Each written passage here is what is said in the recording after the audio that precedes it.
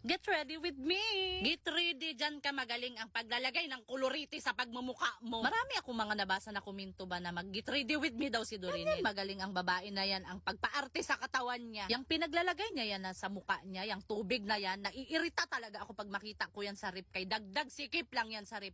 Hindi ko alam kung bakit kailangan ilagay sa rip ang tunir-tunir daw na yan. Palagi ko tong mapapansin sa kanya ba, magpahid-pahid siya ng mga puti na yan na tatapalan niya yung mga nangingitim sa mukha niya. Paano hindi yan magkaroon ng pangingitim yung mga bakas sa pimples niya?